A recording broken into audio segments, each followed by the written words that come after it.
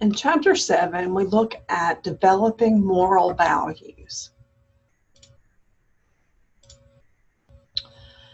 Piaget, if you remember, Piaget is a cognitive theorist, and he is the one who had the 4 stages of cognitive development.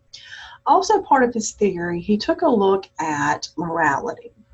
And he did multiple types of studies, but one, he did a study with marbles, and he wanted to see how do children look at rules, game rules. And so what he found was that younger children first show a morality of constraint, which means that they're constrained by the rules, and they believe that rules cannot be changed. As children got older and have a little better cognitive abilities, then they moved to morality of cooperation, where they realize that rules are not absolutes and they actually can be changed if everyone agrees and you have communication and cooperation with all of the people involved. Then Piaget decided to tell children stories to see about their moral judgments. And he found that earlier judgments are objective judgments. Younger children make objective judgments, meaning they're based solely on the consequences of the wrongdoing. Older children make subjective judgments, take into account intention or motive.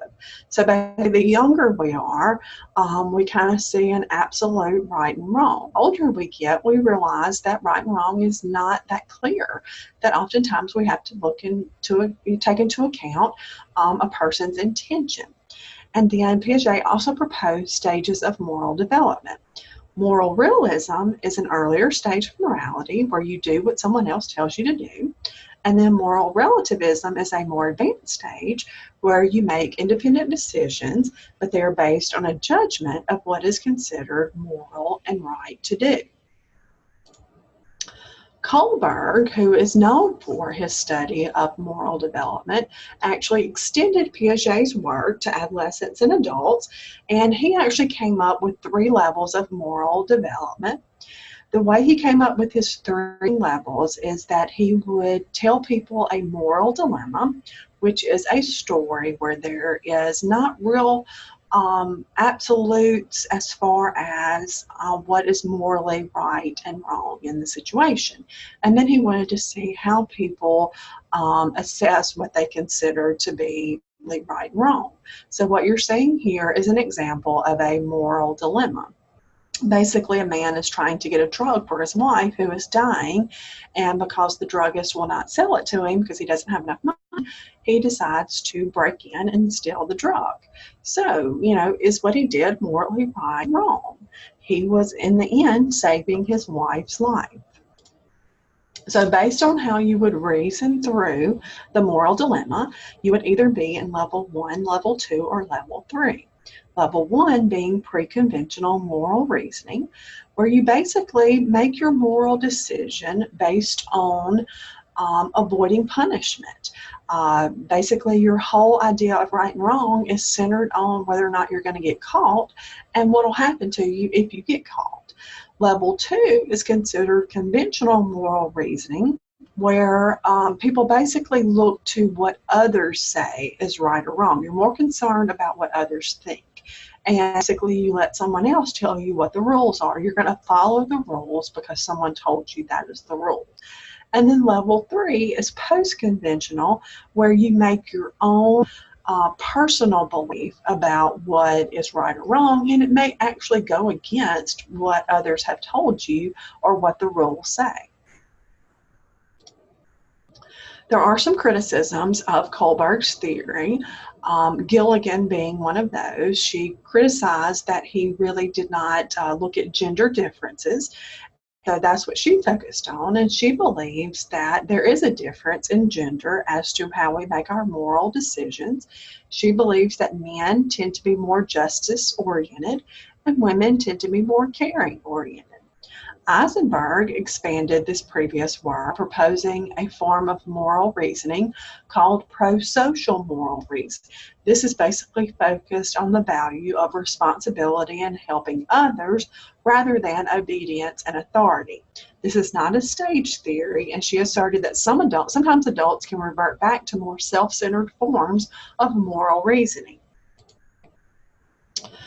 Prosocial behavior is related to moral reasoning and is defined as actions that benefit, help, and bolster others. It's not always the case that individuals with stronger moral values engage in more prosocial behavior, but these two characteristics tend to be associated with each other. Major factors influencing adolescent behaviors. There's a lot of factors that increase the likelihood that teens will engage in prosocial and moral behaviors. Teens who have achieved puberty are more mature and motivated to engage in prosocial behaviors. Cognitive skills, such as taking empathy, will also improve the abilities of prosocial behavior. More advanced moral reasoning is associated with prosocial ways, and culture and ethnicity also ties into acting morally. A moral identity is when acting in a moral way becomes part of your self-concept. It is believed that a moral identity actually bridges the gap between moral values and moral behaviors. There are many influences on the increase in prosocial behavior seen between childhood and adolescence. Teens perceive selfish behavior as inappropriate and immature. They also have a greater capacity to empathize and take another's perspective. Cognitive gains also allow for abstract empathy, which is a driver for prosocial actions.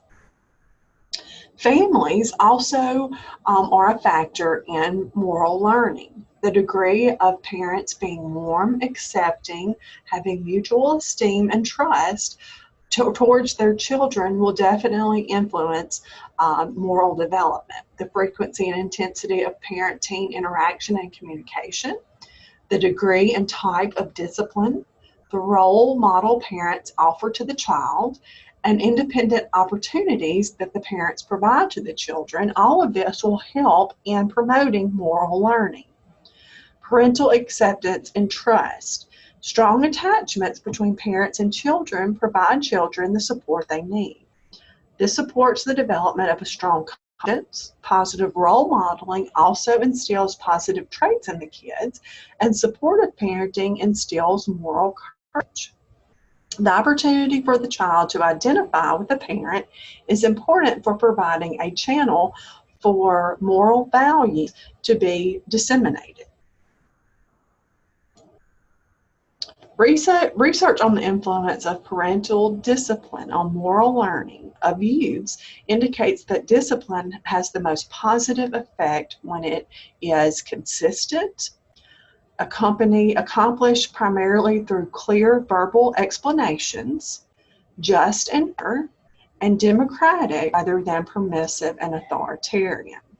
It is important for parents to be moral people themselves if they are to offer positive role models for their children to follow. The ability to make clear moral judgments and to act on those judgments is a learned skill. Peers also influence our behavior. Peer pressure may occur when a peer or group of peers encourages a teen to do something. Normative expectations may actually cause peers to think that certain actions or beliefs are normal because everyone does it. Peers may also provide opportunities for behaviors through peer interactions, and peers can also model moral values and behaviors. Spirituality and religion. Spirituality is different from religion and means that an individual has a personal and private experience of something divine and sacred. Both religiosity and spirituality provide many benefits, including a moral foundation. Religion is associated with morality. The main determinant of a teen's religion is the strength of the family relationship. The type of religion is typically dictated by family and culture. Most adolescents believe God and trust religion is important, but few engage in religious activities such as going to church. Religion appears to have a positive effect on moral behavior. It is thought that religion provides many benefits because it provides opportunities for social support and learning morality. Media. What are the potential effects of media? Viewing violence, viewing sexually provocative materials, advertising for material goods. It has been estimated that the average American child will see an average of 200,000 violent acts on television by the time he or she is 18 years old. Exposure to violence appears to influence a child's perception of violence as though it is commonplace.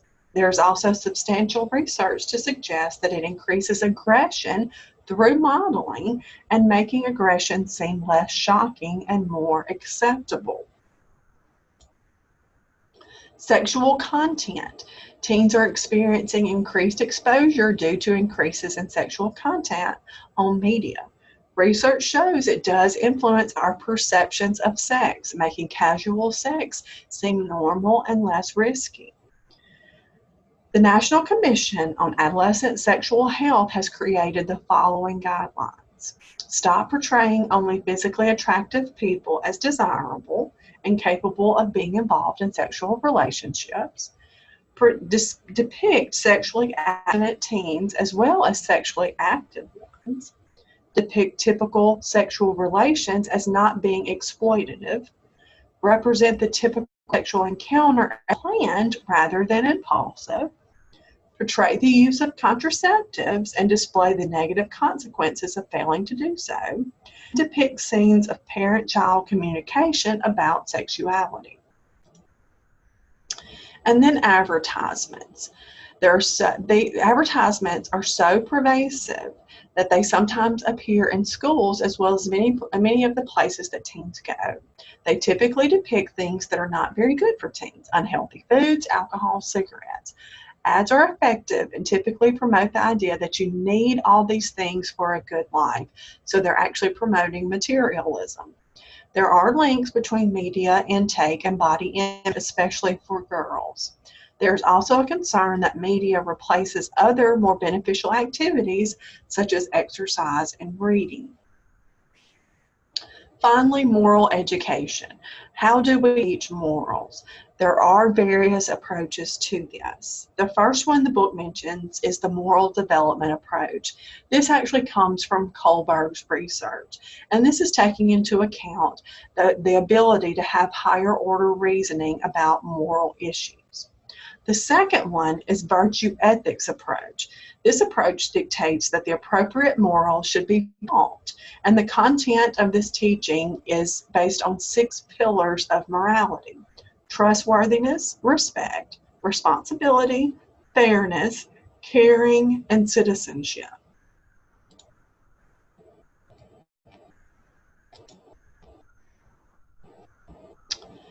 Then there is the approach of values. This approach is more focused on helping children understand the process of valuing something more so than instilling a certain set of values. And then the last one is the analysis and service learning approach. The analysis approach is used, but it has never been as popular as the others. It attempts to instill critical thinking and reasoning skills. And then service learning is becoming a new approach and is becoming very popular, which focuses on students engaging in community service activities to try to bridge the gap between moral reasoning and moral activities.